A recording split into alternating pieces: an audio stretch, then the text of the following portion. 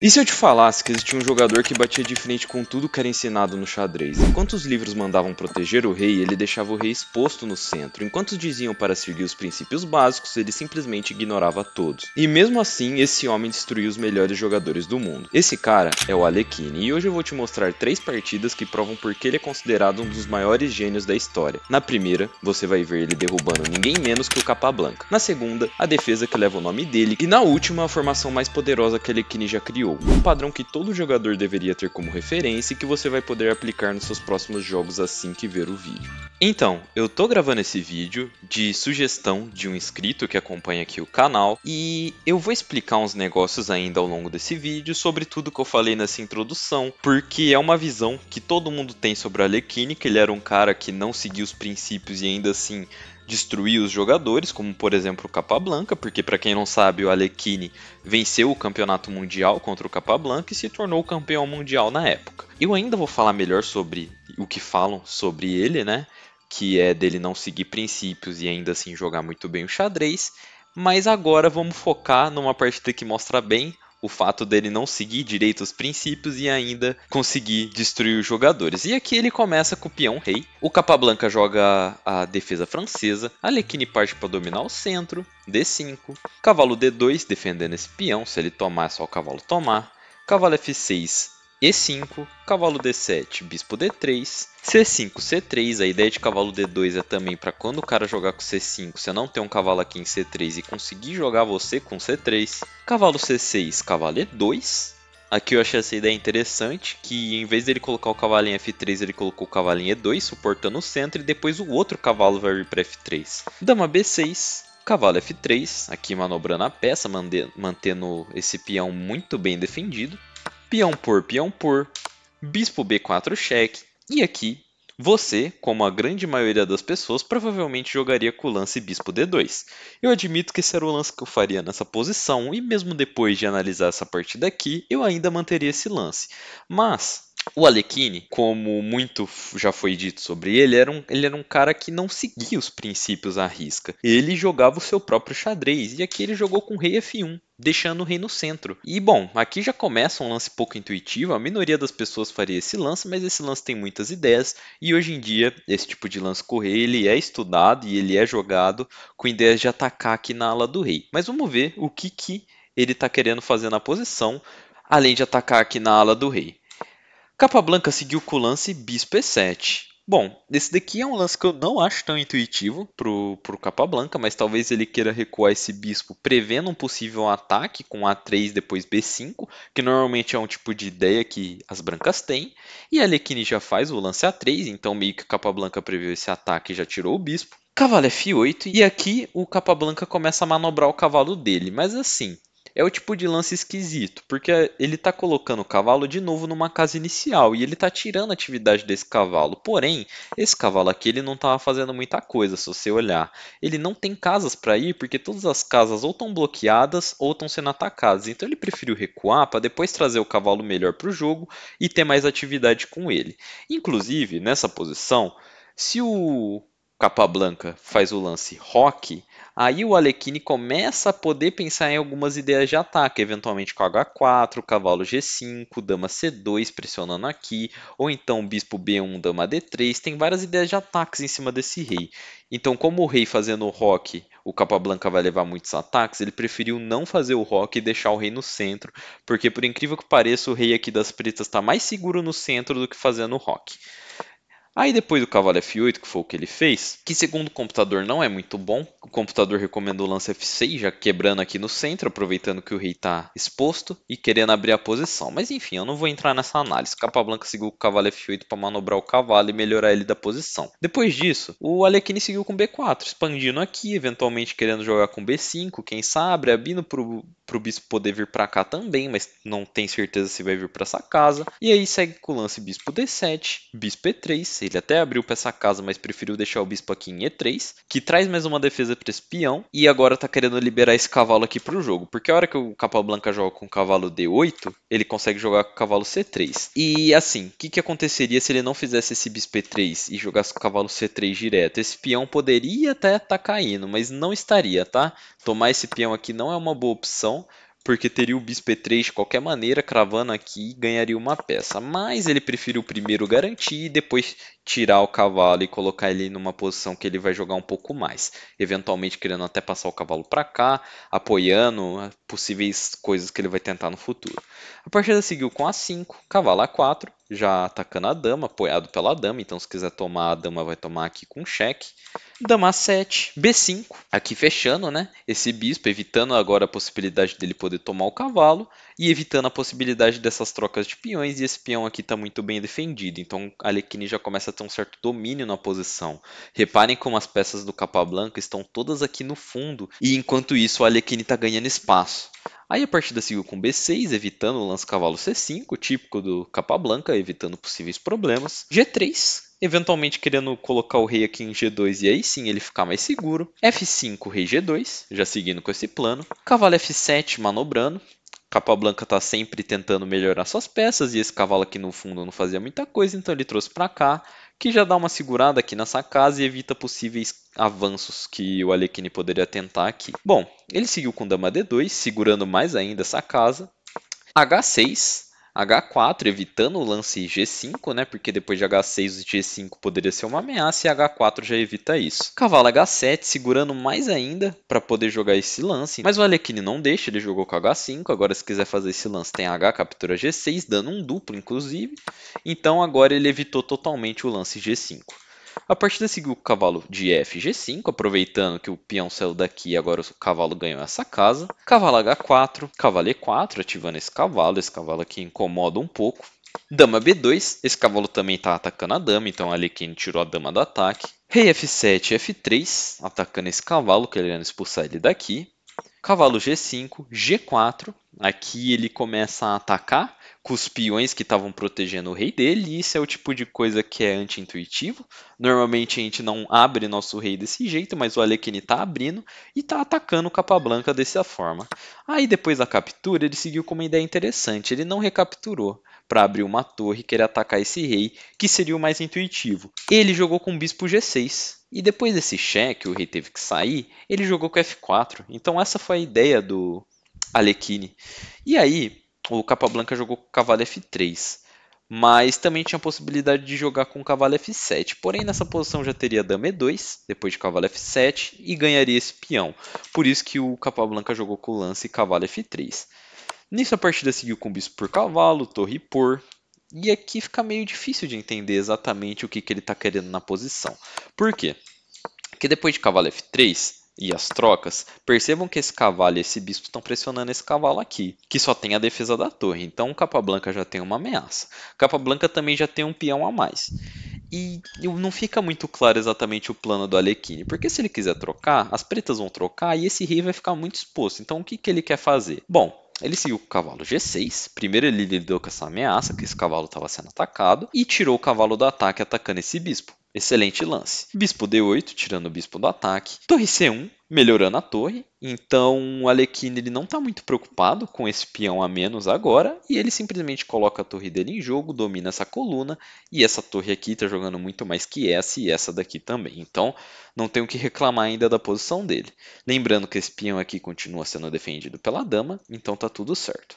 Bispo E8. E agora vem o lance chave dessa partida. O lance que faz essa partida ser tão diferente da maioria das partidas que você normalmente vê no xadrez, porque não é tão simples assim montar um plano na posição. E bom, se você quiser tentar pensar o que ele fez nessa posição, eu recomendo. É o melhor lance segundo o computador, mas não é um lance que um ser humano comum faria. É o lance rei G3. E por que ele fez esse lance? Aqui ele ataca espião. Ele simplesmente está fazendo isso. Ele começou a trazer o rei dele para atacar. E a ideia é que depois que ele toma esse peão, esse cavalo não vai ter defesa. Esse é o plano do Alekhine.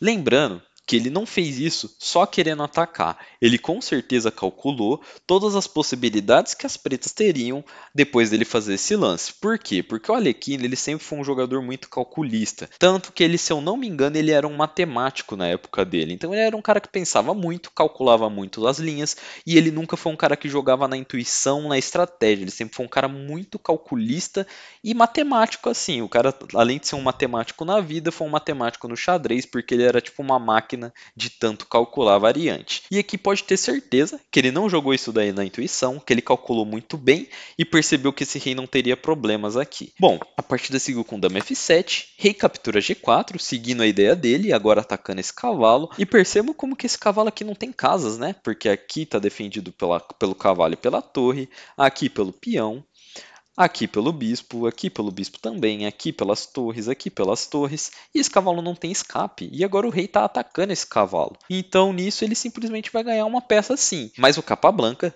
tem as ideias dele e seguiu com o lance cavalo h4. Que a ideia é que depois da captura ele tem dama captura h5, rei g3 e agora ele pelo menos pegou um peão e trouxe a dama para próximo desse rei. Mas assim, se você para olhar de verdade, o Alekhine ele não está com grandes problemas na posição. Porque apesar de ter uma pressão nesse cavalo, essa torre aqui defende muito bem e essa dama não consegue dar nenhum cheque no rei. Aqui não tem porque o cavalo ataca, aqui não tem porque o peão ataca e aqui não pode senão o rei toma. Então apesar desse rei aparentar estar exposto, ele não tá. Então isso que é impressionante dessa posição. O Alekhine simplesmente trouxe o rei para atacar, tomou e saiu tranquilo da posição. Isso jogando contra o Capablanca. Mas enfim, vamos ver como é que seguiu isso daqui, porque aqui ele já está um tanto melhor na posição, já ganhou um pouco de material. Aqui a partida seguiu com dama f7, aí ele seguiu com o lance cavalo f3, tirando o cavalo dessa possível captura, e simplesmente assim o Capablanca abandonou. Por que ele abandonou? Bom, simplesmente ele está com material a menos. Se você parar para contar o material, tem um bispo por um bispo, um cavalo por um bispo, dama por dama, duas torres por duas torres e ele tem um cavalo limpo a mais. Além disso, essa coluna aqui está sendo muito bem dominada por ele e o principal fator é que apesar dele estar com o rei exposto, não tem ataque. Se as pretas tentarem atacar esse rei, o rei simplesmente vai sair para f2 e já era. Não tem mais ataque nenhum em cima desse rei. Esse rei está muito bem protegido, apesar de um pouco aberto, e com isso ele conseguiria muito facilmente vencer a posição, porque uma peça a mais é muita coisa a mais para um grande mestre, e ainda mais para um grande mestre do calibre dele, que eventualmente se tornou campeão do mundo em cima do Capablanca. Antes de mostrar a segunda partida que eu selecionei para esse vídeo, que é a do Alekhine jogando a defesa Alekhine, eu quero mostrar isso daqui, que é uma partida em que ele jogou com Capablanca, mas eu não vou analisar essa partida inteira. A única coisa que eu quero mostrar é como que o Alekhine também seguiu os princípios de xadrez. Então ele não era um cara que não ligava para nada, que jogava o seu próprio estilo e tanto faz. Ele era um cara que ele só não seguia os princípios quando ele calculava e via que dava para não seguir e via que a posição pedia para não seguir. Então em casos específicos, como por exemplo na última partida, ele manteve o rei no centro, atacou com o rei, porque foram coisas que a posição pediu e que dava para fazer. Mas antes disso ele calculou muito, então foi tudo muito baseado em cálculo. Mas eu trouxe essa partida aqui que eu vou mostrar bem pouco dela, só para mostrar como ele também seguia todos os princípios de xadrez, como por exemplo atacar o centro, desenvolver as peças e proteger o rei. Então se você parar para olhar aí os lances dele aqui, ele fez tudo isso. Ele não fez nada demais, ele não saiu atacando, ele não deixou o rei no centro, ele desenvolveu as peças dele, então aqui é uma prova que ele sim seguiu os princípios, mas ele não era um cara preso aos princípios, então por isso que o pessoal fala que ele não seguiu os princípios e destruiu os melhores, porque tem partidas dele que ele faz coisas que são contra os princípios e vence, mas lembra que isso só acontece baseado num cálculo muito profundo dele, porque ele é muito conhecido por ter um cálculo excelente no xadrez, e ele fazia quando a posição pedia isso. Quando a posição não pede, como por exemplo nessa partida, ele joga seguindo os princípios normalmente. Tanto que essa partida que ele seguiu os princípios normalmente, depois de muitos lances, ele acabou ganhando do Capablanca. Então essa daqui foi outra vitória contra o Capablanca, mas essa daqui já é uma vitória que ele jogou um jogo muito mais posicional. Se você parar para olhar essa partida aqui inteira dele contra o Capablanca, você vai perceber que ele foi pegando vantagens aos poucos e eventualmente ganhou a partida, que é um pouco diferente do estilo dele, mas acontece, nem sempre ele vai conseguir jogar exatamente dentro do estilo dele. Bom, dito isso, quebrando esse mito de que ele era um cara que não seguia os princípios e vencia as partidas de xadrez, vamos para a segunda partida, em que o Alekhine tá de pretas e ele joga com a defesa Alekhine. E bom, por que eu trouxe essa partida aqui? Eu trouxe ela porque além dele estar jogando a defesa que tem o nome dele, ela demonstra muito bem o estilo meio caótico que ele tinha de xadrez, que ia contra os princípios e ainda vencia. No caso, essa partida aqui aqui eu já vou dar um spoiler, ele acabou empatando por causa de um deslize dele. Mas uma partida extremamente linda, em que ele joga a defesa Lecchini com cavalo F6. E qual que é a ideia dessa defesa? A ideia é provocar possíveis avanços desse peão. E é exatamente isso que o oponente faz, essa daqui é a linha principal. E o oponente segue atacando esse cavalo e depois parte para a linha dos 4 peões, que é a linha mais agressiva contra a defesa Lecchini. Mas é a linha que deixa esses peões mais fáceis de serem um alvo também. Então, apesar de ser a linha mais agressiva para as brancas e com mais possibilidade de vitórias, também tem mais chance das brancas eventualmente perderem com essa linha. E nisso, o Alekhine seguiu trocando aqui no centro e desenvolvendo o cavalo simplesmente. Agora ele está atacando esse peão 2 vezes. Se quiser avançar aqui, vai cair esse peão. Se quiser avançar aqui para atacar esse cavalo, o cavalo volta aqui para o centro. E aí fica com um peão fraco aqui. Então ele não pode seguir avançando. Percebam como a defesa Alekhine provoca esse tipo de avanço, mas não pode avançar sem pensar. E aí o oponente defendeu o peão central com o bispo, ao invés de avançar algum dos peões e ficar com uma posição um pouco pior. Aí ele seguiu desenvolvendo com o bispo F5, que é uma ideia muito boa que ele vai ter daqui a pouco. Ele não está só desenvolvendo essa peça, ele está com uma ideia daqui para frente que ele vai fazer com esse bispo. Seguiu com o cavalo F3, agora sim ameaçando avançar esse peão, porque agora não vai mais estar caindo esse daqui. E nisso ele jogou com o E6, simplesmente evita. Aí o oponente seguiu com o cavalo C3 e ele jogou com o cavalo B4. Era essa a ideia dele com o lance bispo F5. Agora com o bispo F5 e o cavalo em B4 ele está ameaçando o cavalo C2, apoiado pelo bispo, dando um duplo no rei e na torre. Então a torre veio para defender e ele já jogou com C5. Essa era a ideia dele na posição. Tirar o cavalo e já atacar aqui o centro com tudo. E bom, vamos tentar entender o que está acontecendo. O que acontece se as brancas tomarem esse peão? Porque aqui aparentemente ele está defendido, então as pretas não podem tomar. E agora o cavalo fica atacado. Bom, se quiser tomar esse peão, basta trocar as damas. E aqui as brancas têm algumas possibilidades, né? O computador recomenda tomar a dama de rei. Mas convenhamos que a maioria das pessoas não tomaria essa dama de rei. A maioria das pessoas ou tomaria de cavalo ou de torre. Eu acredito que torre seria o lance mais comum. Mas aí teria o lance cavalo C2, atacando o rei e o bispo. O rei teria que sair, cavalo por bispo. Então, apesar desse cavalo estar sendo atacado, agora você está ameaçando a torre, e tomar essa torre você tomaria com cheque. Então o rei tem que tomar o cavalo, e aí cairia esse peão aqui com cheque, e o Alekhine já estaria numa posição muito melhor de se jogar. E também, na outra possibilidade, se você toma aqui de dama e ele toma de cavalo, a linha que segue é meio parecida, com diferença que primeiro você joga com o cavalo D7, pressionando esse peão. Se ele quiser avançar o peão, porque não tem como defender, você só tomar aqui de cavalo e você ficar bem. Se ele quiser atacar seu cavalo para depois que você sair jogar com B5, aí sim você tem cavalo C2, o rei sai no mínimo cavalo por bispo, mas aqui você já pode também pensar em tomar esse peão aqui. Você tem várias ideias, né? Você pode tomar aqui e depois que ele tomar o peão, mas você também pode querer tomar esse peão direto, que também pode ser uma ideia. E independente da linha, você sempre está recuperando esse peão e as brancas nunca vão ganhar ele. Então essa é a principal ideia do C5, por isso que ele não pendura esse peão. E depois desse C5, o oponente seguiu com o lance A3. E é uma ideia bem interessante, porque se ele recuar o cavalo vai vir D5, atacando aqui. Depois das trocas, esse peão aqui está bem defendido, esse daqui também, esse cavalo está sendo atacado, e agora o Alekhine vai ter grandes problemas na posição, porque esse cavalo saindo vai ter eventuais cheques, pode ter mais avanços de peões, e aqui as brancas estão assim, numa posição muito melhor, que vai ter muitos ataques, que as brancas possivelmente vão ganhar muito material, porque não tem uma casa muito simples de tirar esse cavalo, né? Se tirar para cá, por exemplo, já vem o bispo B5 dando cheque. Se quiser cobrir de bispo, já pode pensar, por exemplo, num lance como D6. E aí fica complicado, porque se quiser trocar os bispos, toma aqui de cavalo, já começa a ameaçar um duplo. Esse bispo não consegue desenvolver, então o rei está preso no centro. As brancas estão com muito espaço, esse peão está sendo atacado e aqui é praticamente game over para as pretas. Então não tem muito o que fazer. Então não é uma possibilidade de recuar o cavalo, mas o Alekhine com certeza já tinha calculado isso desde lá atrás e ele jogou com peão, captura, peão. E a ideia é bem simples, tomar o cavalo e ele vai poder tomar qualquer uma dessas peças recuperando o material. Então o oponente não quis tomar esse cavalo e jogou com o lance bispo G5 e isso daqui é considerado um erro. Vocês vão entender o porquê. Simplesmente nessa posição as brancas têm uma posição que é um pouco melhor, porque se as brancas tomarem com o cavalo, agora sim esse cavalo vai ter que recuar e aqui as brancas têm duas possibilidades muito boas. Ou tomar aqui e deixar as pretas com esses dois peões isolados, ou tomar aqui e ganhar o par de bispos e deixar as pretas com esses peões dobrados. Então nas duas possibilidades as brancas vão ficar com uma posição muito interessante de se jogar, que é muito difícil de se jogar de pretas, por sinal. Então, isso daqui seria uma linha muito boa para as brancas. Se você joga no computador, as brancas estão com um ponto de vantagem aqui, e era essa a melhor oportunidade que as brancas tinham nessa partida. Porém, o oponente quis jogar com o bispo G5 simplesmente atacando essa dama, tirando o bispo do ataque e atacando a dama. E bom, aqui o Alekhine entra com força, né? Começa a demonstrar bem seu estilo de jogo e joga com peão captura cavalo, entregando a dama. E o oponente não pensa duas vezes e aceita.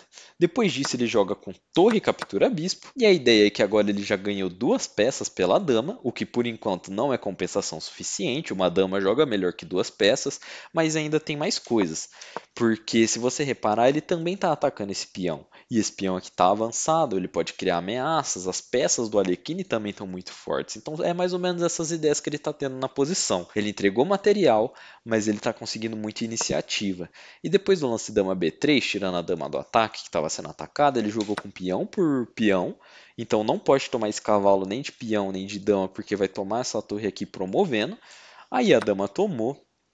E o que ele faz agora? Porque o cavalo está sendo atacado, ele vai recuar o cavalo?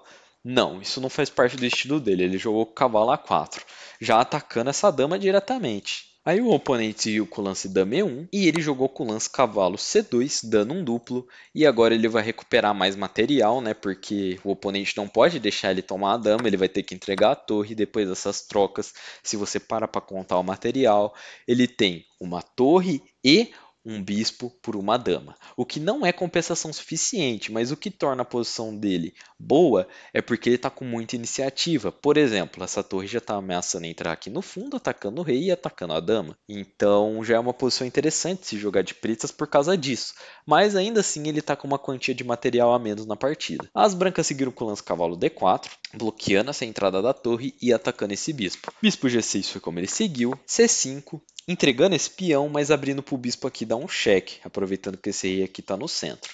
Cavalo por bispo cheque, cavalo D7, bloqueando o cheque. Dama C3, trazendo a dama para o ataque. A6, e aqui foi quando o Alekhine perdeu a melhor oportunidade da partida para ele.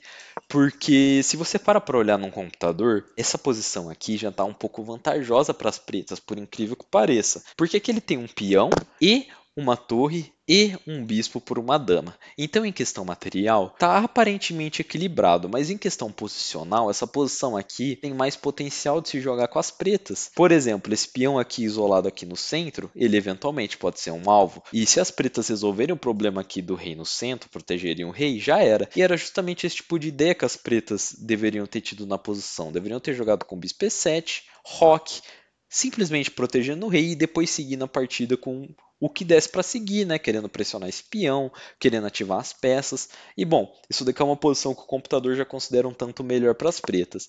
Mas em contrapartida, o lance que o Alekhine fez, que é um lance que força uma decisão com esse bispo, aqui as brancas conseguem empatar.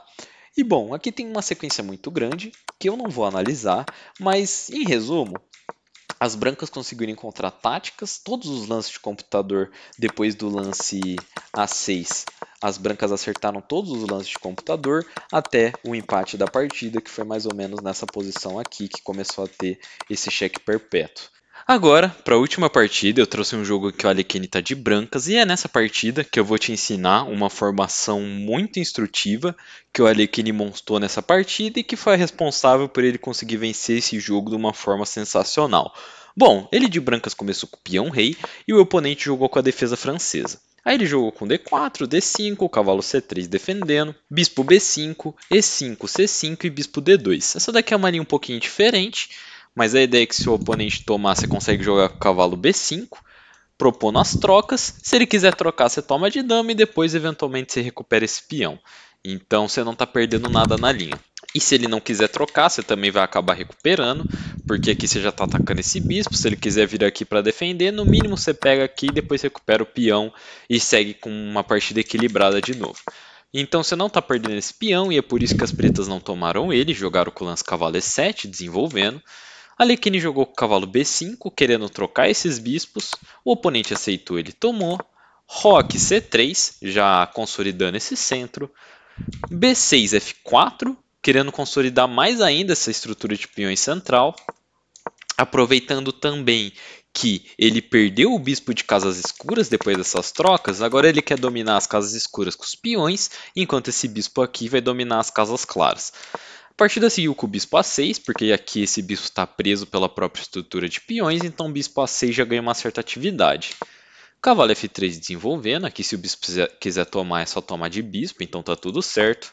Dama D7, agora sim está ameaçando ganhar uma peça e Alekhine simplesmente faz o lance A4. Apoiando esse cavalo está interessante nessa posição, ele quer manter o cavalo aqui. Cavalo de B, C6, desenvolvendo, colocando a última peça em jogo, e aqui reparem como que o oponente já terminou 100% do desenvolvimento, e Alekhine ainda não soltou esse bispo e não protegeu o rei. Mas apesar de tudo isso, essa daqui ainda é uma posição um pouco melhor para o Alekhine. Se você joga isso daqui no computador, o computador já fala que a Alekhine está com praticamente um ponto de vantagem. Então isso daqui é curioso, ele não está exatamente seguindo 100% dos princípios, ele está montando a posição do jeito que ele quer e está dando certo. A partida seguiu com o lance B4, de novo, ele não está desenvolvendo o bispo, não está protegendo o rei, mas está conseguindo uma posição muito interessante, porque aqui ele já está atacando duas vezes esse peão, e questionando o que as pretas vão fazer. As pretas tomam, ele toma e aqui já definiu o centro. Agora já não tem mais rupturas aqui no centro. E inclusive agora ele começa a ganhar mais espaço para as peças dele.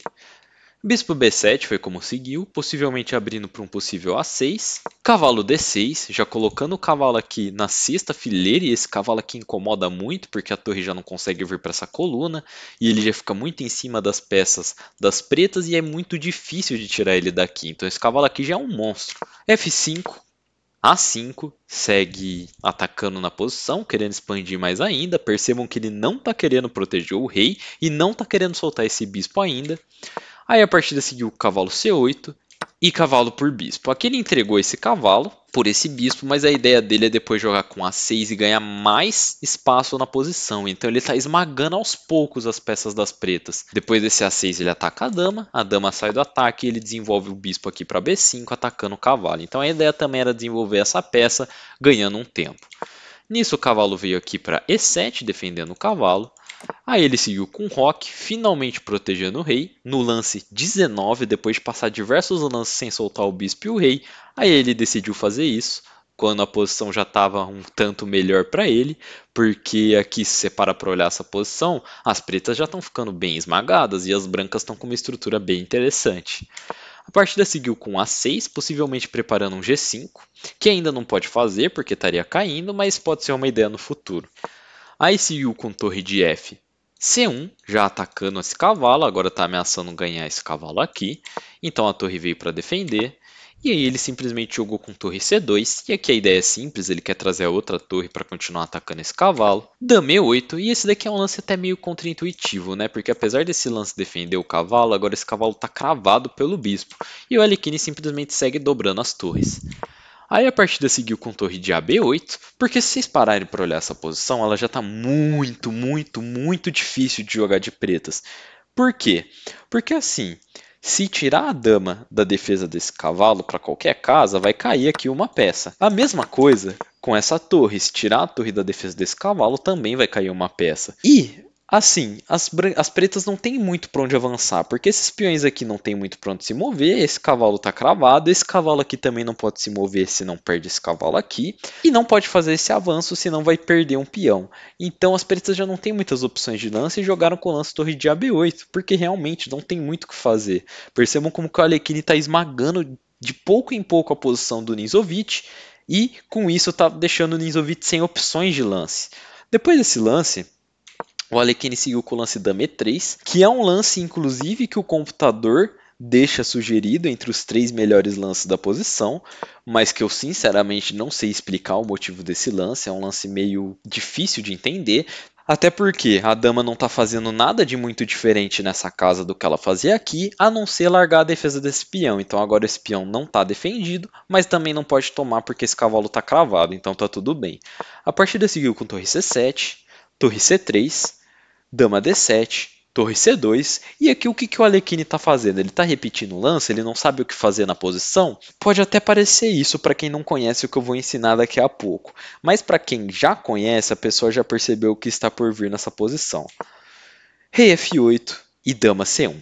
Essa daqui é a formação que eu comentei lá no início do vídeo, e essa formação se chama canhão de Alekhine, que é quando você deixa sua dama aqui atrás e as torres na frente, apoiando tudo num ataque à coluna. Então percebam como estão todas as peças aqui do Alekhine atacando essa coluna. E bom, aqui de novo ele está ameaçando ganhar uma peça, o oponente tem que defender, e aqui o oponente praticamente não tem atividade, né? O cavalo está cravado, não pode mexer esse cavalo, não pode mexer nenhuma das torres, não pode tirar a dama da defesa desse cavalo, e aproveitando disso, a Alekhine jogou com o lance bispo A4, com a ideia de jogar B5 e depois disso, se o cavalo sair, ele vai ganhar uma torre lá no fundo. Aí o oponente jogou com B5, ele tomou, porque aqui se o oponente deixa, o Alekhine vai ganhar uma peça, então o oponente jogou com B5 e depois que o Alekhine tomou, jogou com rei E8.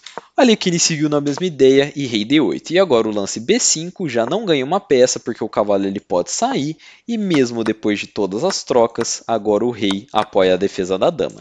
Então essa é a ideia do Ninzovic, de trazer o rei aqui para a defesa, mas não foi o bastante, porque o Alekhine seguiu com o lance H4, limitando totalmente o avanço desse peão para cá. A partida seguiu com H5, rei H2, G6, G3, e nessa posição o Ninzovic abandonou. E bom, talvez muitas pessoas não entendam por que ele abandonou nessa posição.